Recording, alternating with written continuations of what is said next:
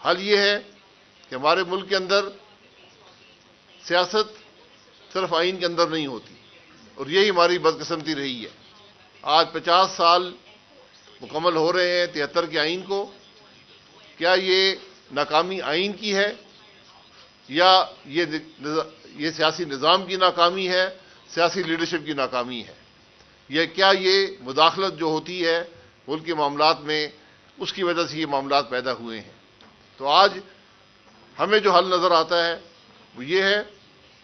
کہ سیاسی اکابرین جو ہیں وہ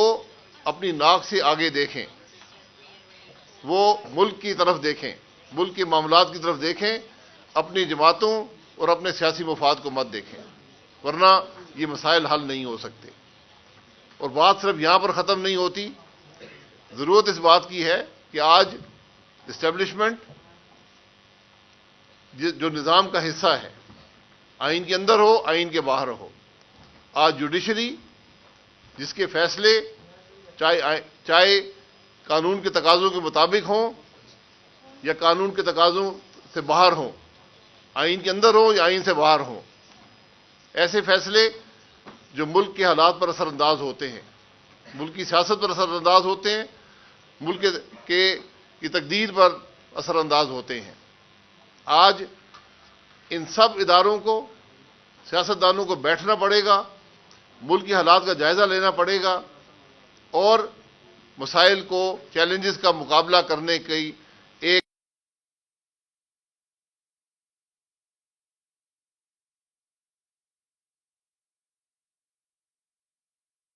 یہ ذمہ داری آج سب کی ہے، کوئی بھی اس سے بری ذمہ نہیں ہے۔ کوئی شخص، کوئی ادارہ یہ کہے کہ میں اس معاملے سے بری ذمہ ہوں تو یہ بات درست نہیں ہوگی۔ اس لیے اس فورم سے ہم یہی بات کرتے ہیں کہ آج ذمہ داری کا احساس کریں، سیاست کو ایک طرف رکھنا پڑے گا، ایک منصوبہ بنانا پڑے گا کہ کس طرح ہم ملک کے معاملات کو حل کریں گے۔ جس طرح آپ کے ہی شہر میں ایک بہت بڑا سانحہ ہوا تھا 2014 کے اندر، جس کے بعد سارے سیاستدان، اسٹیبلشمنٹ، فوج، جوڈیشری بھی اس کے اندر شامل تھی، یہ بیٹھے، انہوں نے ان حالات کا جائزہ لیا اور ایک حل بنایا، اور ہم پاکستان کو ٹیررزم سے نجات دلانے میں کامیاب ہوئے تھے۔ تو آج معیشت کے لیے، ملک کے نظام کے لیے، عوام کی تکلیف کے لیے ہم سب کو بیٹھنا پڑے گا اور حل تلاش کرنا پڑے گا، ورنہ اس سے پہلے ہم